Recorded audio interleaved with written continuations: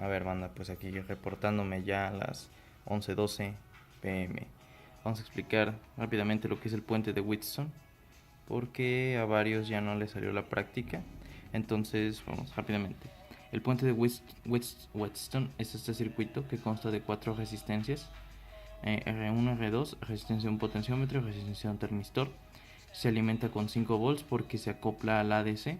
Entonces, si le metes más de 5 volts, puedes quemar el integrado. Este circuito, el puente de Wheatstone, convierte una señal de cambio de resistencia, que es esta, a una señal de cambio de voltaje, que se mide de aquí a aquí. Aquí tiene un diagrama del multímetro a ver, multímetro. Ok. En esta práctica debería mostrar una señal cambiante de 0,5 volts y esta se mide de A a B. Digo debería porque más adelante van a ver que no es así. En los valores prácticos a mí no me salió de 0,5 volts. Ok.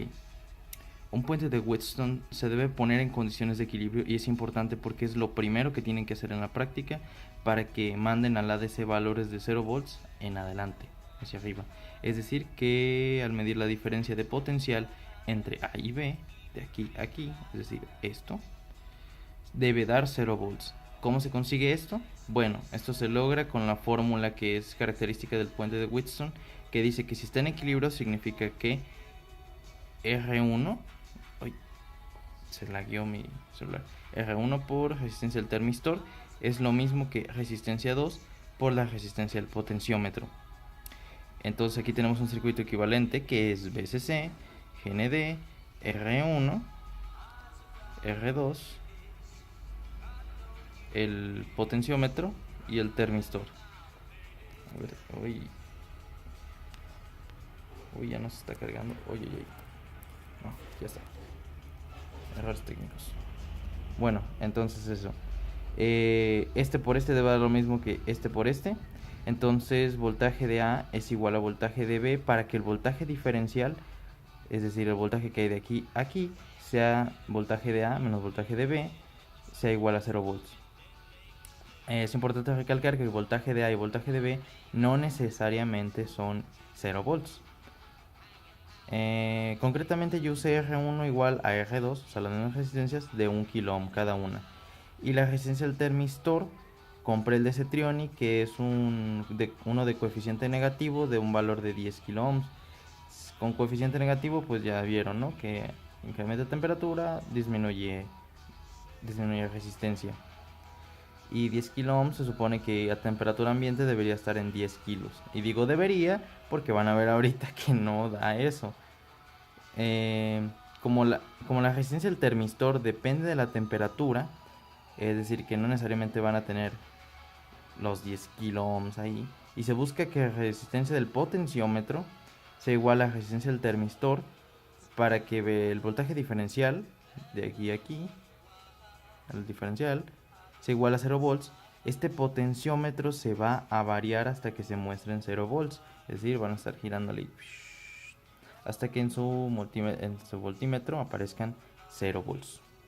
Cuando logran eso, significa que el puente ya está en equilibrio, el voltaje diferencial es igual a 0, y ya se puede empezar a calentar la resistencia del termistor, o sea el termistor, y así irá incrementando el voltaje que le llega a la DC, empezando desde 0 volts y va a ir incrementando poco a poco. Entonces eso es lo que se tiene que hacer en un inicio en la práctica, porque si no todo va a valer. Otra vez errores técnicos. Estoy grabando con 2% de batería. Bueno, ahora la conexión, ¿cómo se debe conectar? El circuito o su ADC se debe conectar al Bain+, donde solía estar su potenciómetro que le pusieron originalmente, y este se debe conectar a Bain-, donde está el termistor, donde solía estar su GND. Ahora van a tener su tablita de datos. Entonces, lo primero que hacen es ponerlo en estado de equilibrio, lo que vimos en la página anterior. Después, yo capté primero voltaje y hexadecimal porque es demasiado rápido. Para esta práctica hay que ser veloz, muy veloz, porque van a tener dos multímetros, uno midiendo el voltaje de aquí a aquí o de aquí a aquí, es el mismo, y uno midiendo la resistencia de aquí a aquí. Entonces, lo que yo hice primero es que capté primero el voltaje y el hexadecimal del LCD y los escribí, ta ta ta ta ta ta ta ta ta ta. Y después repliqué el voltaje, desconecté cuando, por ejemplo, llegaba a 0.58 volts, desconectaba rápidamente la alimentación y medía la resistencia, es decir, medía esto. O sea, desconectaba la alimentación y checaba el multímetro que estaba midiendo la resistencia, ya que la resistencia se mide sin alimentación, y me daba 1.65 kilo ohms. Pueden usar la función hold si su multímetro lo tiene para congelar la pantalla, así pueden anotar los valores, y la resistencia debe ir disminuyendo. Para esta bueno, eso ya lo dije. Al final les tiene que salir una gráfica más o menos así. Es una función logarítmica, donde estos son los ohms y este es el voltaje. A medida que incrementan los ohms, más bien, en realidad nuestro circuito va disminuyendo. Pero cuando los ohms están muy bajos, es decir, la temperatura está alta, el voltaje está en un valor muy alto. Cuando la resistencia es muy alta, significa que está a temperatura ambiente más o menos, significa que el voltaje está muy bajo. Más o menos como por aquí es la posición de equilibrio. Y es importante, por eso no va a servir la resolución del ADC, que iba de 19.53 milivolts, es igual, o sea, sale el 0,1H en el ADC, y así, otros 19.53 y sale el 0,2H. Esto no va a pasar por esto mismo, porque es una función logarítmica. Entonces, se pueden olvidar de esto. Dianita dijo que adiós. Esto no nos sirve realmente. Entonces, eso básicamente es. Acá están mis valores reales. Ahí tengo esos son los que me salieron. Igual como les dije, primero medí estos valores y después ya fui replicando cada valor de voltaje y fui anotando sus resistencias. Y se fijan, va disminuyendo la resistencia. Y por eso les decía que lo de debería, porque realmente en condiciones de equilibrio me salieron 2.26 kilo ohms en lugar de los 10 que yo esperaba que salieran.